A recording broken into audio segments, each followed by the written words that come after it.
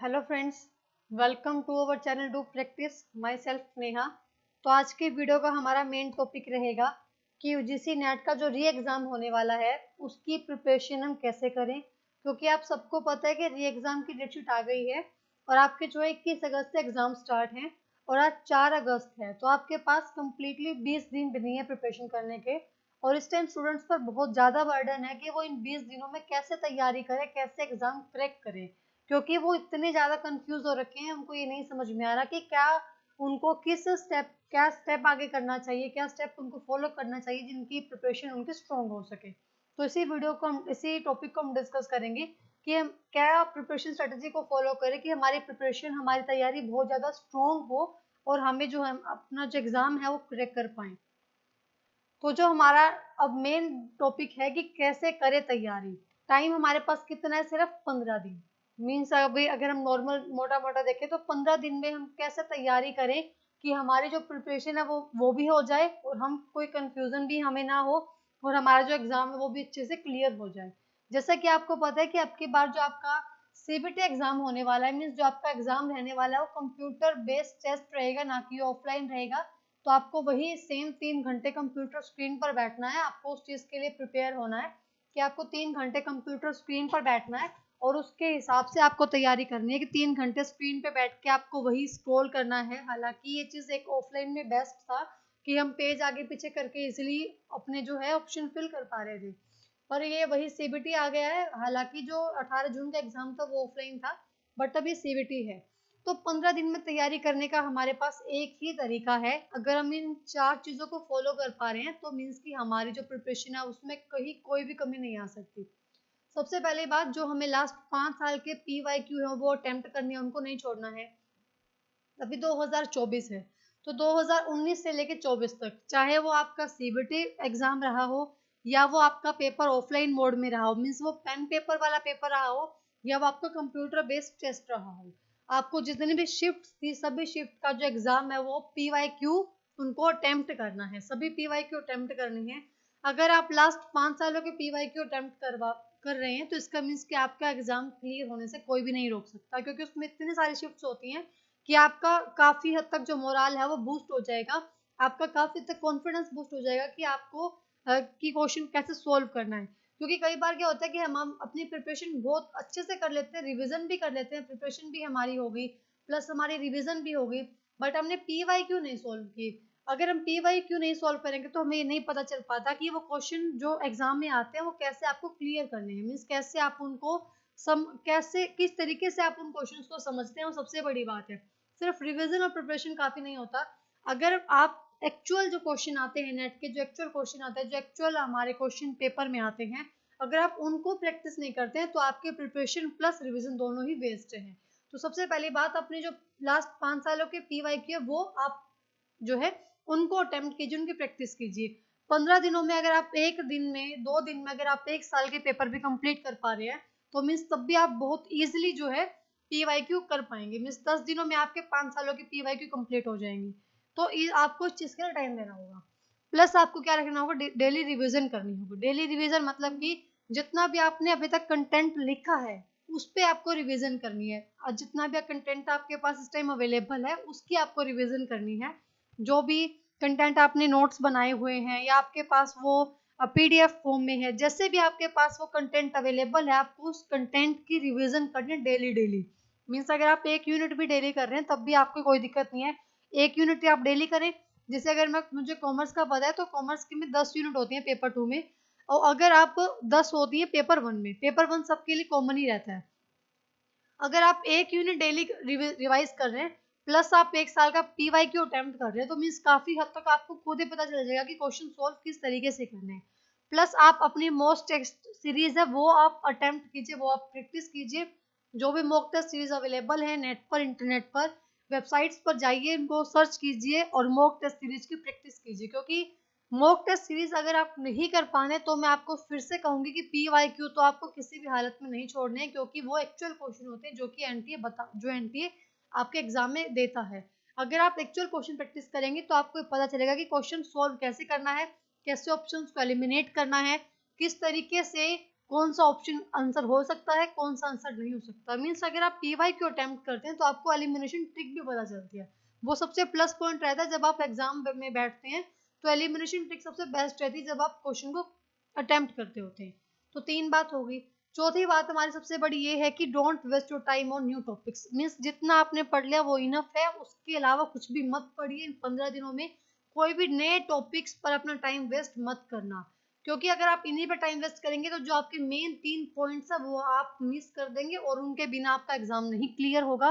तो सबसे बड़ी बात है कि जो आपके नए टॉपिक्स है, मीन्स अगर आपको कुछ ना कुछ आपका मीन्स अगर आपका कंप्लीट सिलेबस नहीं हो पाया था और कुछ ना कुछ उसमें से पेंडिंग है, कोई नया टॉपिक आपको लग रहा है कि वो मुझे करना चाहिए, तो कुछ भी नए टॉपिक पर इस टाइम टाइम वेस्ट मत कीजिए। जितना कंटेंट आपके पास अवेलेबल है पीडीएफ फॉर्म में, नेट पे है या फिर आपके पास नोट्स में है, तो उसी को फॉलो कीजिए। प्लस पीवाईक्यू अटेम्प्ट कीजिए, मॉक टेस्ट सीरीज लगाइए, डेली रिवीजन कीजिए, इससे आपका एग्जाम क्लियर हो जाएगा। अगर आप इस तीनों चीजों को छोड़ के अगर आप इन तीनों चीजों को छोड़ के इस पॉइंट पर भागना, तो मीन्स आपका टाइम वेस्ट है और आपका एग्जाम कभी भी क्लियर नहीं होगा। तो अपना जो इस चीज पे फोकस कीजिए कि मुझे नए टॉपिक पर इस टाइम टाइम वेस्ट नहीं करना है। कोई भी नया टॉपिक आएगा मैं उसको उस पर ध्यान देके जो पुराने टॉपिक्स है उनके रिविजन करूंगा और पीवाईक्यू अटेम्प्ट करूंगा। अब मैं बात कर लेती हूँ कुछ कॉमर्स के इंपॉर्टेंट टॉपिक्स की कि क्या क्या, क्योंकि मेरा सब्जेक्ट कॉमर्स है तो मुझे कॉमर्स के इंपॉर्टेंट टॉपिक्स के बारे में बता सकती हूँ कि क्या क्या इंपॉर्टेंट टॉपिक्स आपको यहाँ पे रिवाइज करने चाहिए। कुछ ही मैंने यहाँ पे लिखे हैं, अगर आपको इसके अलावा यूनिट वाइज आपको टॉपिक्स चाहिए इंपॉर्टेंट टॉपिक्स, तो मैं आप मुझे बता सकते हैं कमेंट सेक्शन में, मैं आपको unit wise important topics provide कर दूंगी। उसके लिए आप कमेंट कर देना वीडियो में। तो अभी मेन जो टॉपिक्स है वो जैसे एग्रीकल्चर इनकम है, कौन से इनकम जो है जैसे रेंट कहाँ पे एग्रीकल्चर इनकम में आता है नहीं आता है, या आप खुद से वो चीजें बना के बेचते हैं। टी और कॉफी कितना आपका एग्रीकल्चर इनकम में आता है, कितना नॉन एग्रीकल्चर इनकम में आता है, वो एक मोस्ट इंपॉर्टेंट टॉपिक जो काफी टाइम रिपीट होता है। सेकंड आता है आपका थ्योरीज ऑफ इंटरनेशनल ट्रेड। यहाँ पे मैंने यूनिट वाइज नहीं लिखे, सिर्फ मैंने ऐसे सेपरेट मतलब कोई भी टॉपिक उठा के यहाँ पे लिख दिया जो मुझे इंपॉर्टेंट लगा वो मैंने यहाँ पे लिखा है, और जो बहुत बार क्वेश्चन आपके पेपर में आता है वो मैंने टॉपिक्स यहाँ पे उठाए हुए हैं यूनिट वाइज के बजाय। थ्योरीज ऑफ इंटरनेशनल ट्रेड जो भी आपकी थ्योरीज है like comparative advantage theory, international जो आपकी थ्योरीज हैं, mercantilism theory, comparative advantage theory, absolute advantage theory, और जो जितनी भी थ्योरीज है फैक्टर एंडोनमेंट थ्योरी, वो सभी थ्योरीज आपके लिए मोस्ट इंपॉर्टेंट है। सबसे पहली बात वो थ्योरी किसने दी है और उसके अंदर मेन बात क्या है वो आपको अच्छे से पढ़नी है। पूरा उस चीज को मिस पूरी रामायण पढ़ने के बजाय अगर आप मेन मेन किरदार भी अगर आप पढ़ लेते हैं कि वो चीज किसने दी और क्यों दी, उतना भी इनफ है। उसके बाद आईटीआर फॉर्म्स जो होते हैं, आईटीआर 1, आईटीआर 2, सहज, सुगम, ये सभी आपको अच्छे से पढ़ने हैं। मेन चीजें मैंने आपको वही बताया कि जितने भी टॉपिक्स मैंने यहाँ पे लिखे उनमें आपको पूरी रामायण पढ़ने के बजाय मेन जो बातें वो पढ़नी है कि फॉर्म्स मीन्स उसका आईटीआर 1 का क्या नाम है, ये 2 का क्या नाम है, 3 का क्या नाम है, लाइक 4 का जो है 4 का नाम सहज है, सुगम है, जो भी है वो आपको अच्छे से पढ़ना है। और उस फॉर्म में कौन जो आईटीआर फिल कर सकता है वो आपको पढ़ना है। एक प्रैक्टिकल क्वेश्चन आता है हाउस प्रॉपर्टी का, लास्ट टाइम नहीं आया था बट हर बार आता है हाउस प्रॉपर्टी का प्रैक्टिकल क्वेश्चन, कि जो है मीन्स आपको उसमें फाइनल जो एक्चुअल रेंट बताना होता है कि कितना म्युनिसिपल टैक्स काट के फाइनल जो क्या आपके लिए बनेगा वो आपको बताना होता है। तो उसमें फेयर वैल्यू ज्यादा है या कौन सी वैल्यू ज्यादा है, म्युनिसिपल वैल्यू ज्यादा है, वो आपको प्रैक्टिकल क्वेश्चन अच्छे से प्रैक्टिस करने ताकि आपको वहां पे जाके दिक्कत ना आए। उसके बाद रिडक्शंस आपकी आते हैं जो 80C की रिडक्शन है, और लास्ट में जो आपकी 80G की है, 80GGB की है, 80TTA की है, QQB की है, रॉयल्टी के लिए कौन सी है, रेंट के लिए कौन सी है, फिर आपकी ई है एजुकेशन के लिए, इंटरेस्ट के लिए आपकी कौन सी है, वो सब रिडक्शन आपको अच्छे से पढ़नी है ताकि आपको कहीं भी कोई भी प्रॉब्लम ना हो। वही मेन चीज है। 80G में मेन बात क्या है, डोनेशन किसके लिए भाई, पॉलिटिकल पार्टी के लिए। कैश के लिए कितना एग्जेम्प्ट है वो आपको पढ़ना है, ठीक है। फिर आगे 80GGB में क्या है, फिर TTA QQB, जितनी रिडक्शन आपको सारी पढ़नी है, सिर्फ मेन लाइनें। टाइप्स ऑफ कॉस्टिंग जैसे कि आपकी आती है, टाइप्स ऑफ कॉस्टिंग में आपका हो गया जो ये है प्रोसेस कॉस्टिंग होगी, जो स्टैंडर्ड कॉस्टिंग होगी वो आपको पढ़ना है। एक्टिविटी बेस्ड कॉस्टिंग काफी टाइम आपकी आती है, प्रोसेस आती है, मीन्स 5 पॉइंट आके उसको आपको सीक्वेंस में लगाना होता है कि process of activity based costing वो बताओ। टारगेट कॉस्टिंग, तो ये आपको टाइप्स ऑफ कॉस्टिंग सारी कवर करनी है, मेन बातें। उसके बाद जितना भी ये मेन पार्ट है आपका WTO क्यों आया, किसने दिया, क्या क्या मेन इसमें बातें थी, IMF क्यों आया, किसने दिया, वर्ल्ड बैंक का क्या मेन रोल है, नाफ्ता साफ्ता इनकी फुल फॉर्म्स प्लस क्या मेन रीजन है आने का, और जैसे अभी नाफ्ता का 2.0 आया है उसका क्या नाम है, और किसने इनको दिया है, क्या इसमें मेन बात है, इनका हेडक्वार्टर्स कहाँ है, और किस ईयर में ये आया है, वो आपको अच्छे से करना है। उसके बाद अकाउंटिंग कंसेप्ट और कन्वेंशंस। अकाउंटिंग कंसेप्ट जो भी आपके हैं, बिजनेस एंटिटी कंसेप्ट है, मनी मेजरमेंट कंसेप्ट है, उनमें एक ही लाइन अगर आप देखेंगे तो सिर्फ एक एक लाइन में वो कंसेप्ट खत्म हो रहे हैं, सिर्फ आपको वो एक एक लाइन अच्छे से पढ़नी है। कन्वेंशंस है, जैसे कि कन्वर्टिज्म कन्वेंशन आपका है, फुल डिस्क्लोजर कन्वेंशन है, तो वो सब भी आपको अच्छे से पढ़ना है। मेटेरियलिटी कन्वेंशन है, बैलेंस ऑफ पेमेंट आपको अच्छे से पढ़ के जाना है, जिसमें बैलेंस ऑफ ट्रेड है, ऑटोनोमस आइटम्स क्या होते हैं, वो सब चीज़ें आपको रीड करनी है। सबसे important topics fiscal policy and monetary policy. Fiscal policy की जो जितनी भी आपकी टाइप्स है वो आ जाएंगी।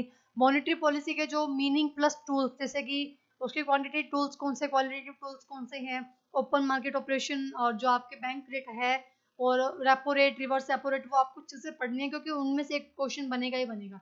जितने भी टॉपिक्स मैंने यहाँ पे लिखे हुए हैं उनमें से अगर आप कोई भी टॉपिक छोड़ेंगे तो वो आपकी सबसे बड़ी मूर्खता होगी, क्योंकि इन टॉपिक्स में से कोई एक सिंगल टॉपिक ऐसा नहीं होगा जो रिपीट नहीं होता है हर एग्जाम में। हर अगर आप देखेंगे तो इन टॉपिक्स में, हर टॉपिक्स में से एक या दो क्वेश्चन 101% बनते हैं, तो आपको टॉपिक्स नहीं छोड़ने हैं।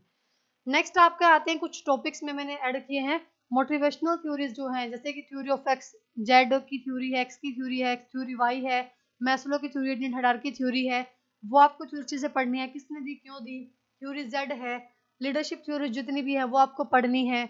एचआर प्लानिंग, अगर हम एचआर की बात करें, ह्यूमन रिसोर्स की बात करें, एचआर प्लानिंग, परफॉर्मेंस अप्रेजल, इसके स्टेजेस हैं। ट्रेनिंग, ट्रेनिंग का जो है, ट्रेनिंग सबसे पहली बार ट्रेनिंग डेवलपमेंट में, ट्रेनिंग और डेवलपमेंट में क्या डिफरेंस है, ट्रेनिंग क्या है, टाइप्स ऑफ ट्रेनिंग की जो टाइप्स आती हैं, या methods of training, sorry, methods of training जितनी भी है वो आपको अच्छे से पढ़ना है, जिसमें ऑन द जॉब और of the job training method है। उसके बाद रिक्रूटमेंट, अच्छा बहुत बड़ा टॉपिक है। रिक्रूटमेंट एक पॉजिटिव प्रोसेस है जिसमें आपके एप्लीकेशन आते आते हैं और कुछ भी नेगेटिव इसमें होता ही नहीं है। मीन्स रिक्रूटमेंट क्या होता है, जिसमें आपके सिर्फ एप्लीकेशन, जो आपकी जब आप भर्ती निकालते हैं कोई भी कंपनी या कुछ भी डिपार्टमेंट जब कोई भर्ती निकालता है तो वो बहुत सारी एप्लीकेशन मीन्स भर्ती निकालता है, तो जितने भी कैंडिडेट होते हैं जो भी इंटरेस्टेड होते हैं वो क्या करते हैं, मतलब वो अप्लाई करते रहते हैं, तो वो अप्लाई का जो प्रोसेस होता है वो प्लस प्लस में ही रहता है। तो रिक्रूटमेंट एक पॉजिटिव प्रोसेस है, और एक आफ्टर टाइम क्वेश्चन आया हुआ आपने देखा भी होगा, रिक्रूटमेंट एक पॉजिटिव प्रोसेस है। अगर आप PYQ अटेम्प्ट करेंगे तो आपको पता चलेगा कि जो मैंने इंपॉर्टेंट टॉपिक्स लिखे हैं वो आपके लिए सच में कितने इंपॉर्टेंट हैं।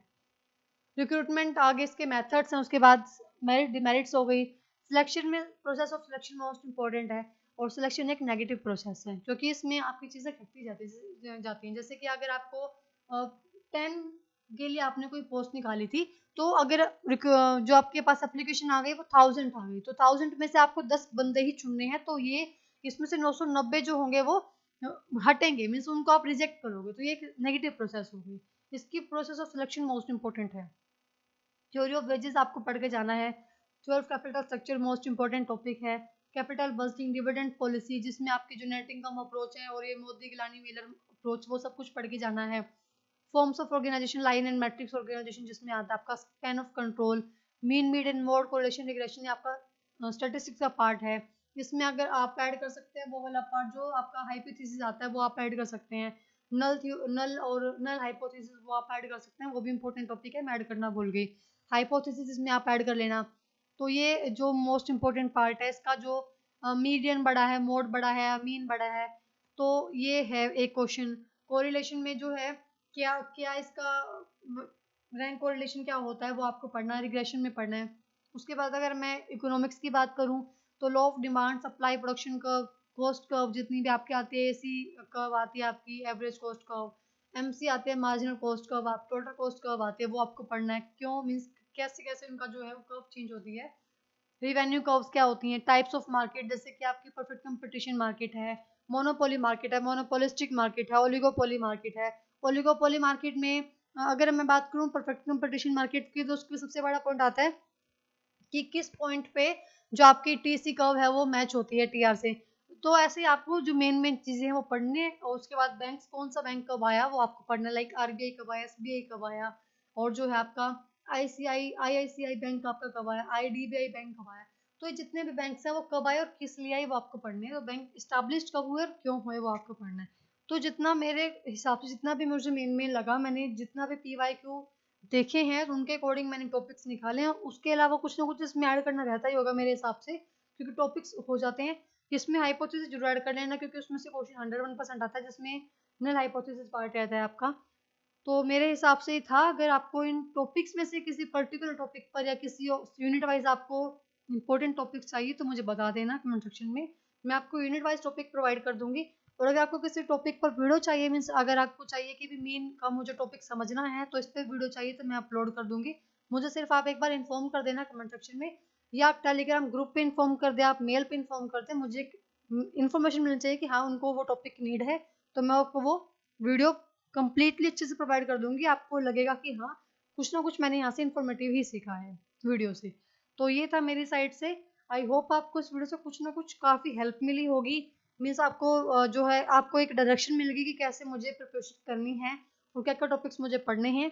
तो वीडियो आपको पसंद आए तो लाइक ज़रूर कर देना, और वीडियो को जो है लाइक कर लेना, शेयर कर लेना अपने फ्रेंड्स में, ताकि उनकी भी जो कन्फ्यूजन है वो दूर हो। और चैनल सब्सक्राइब कर लेना ताकि इस टाइप की कुछ भी इन्फॉर्मेटिव वीडियो तो मैं आपको प्रोवाइड कर सकूँ।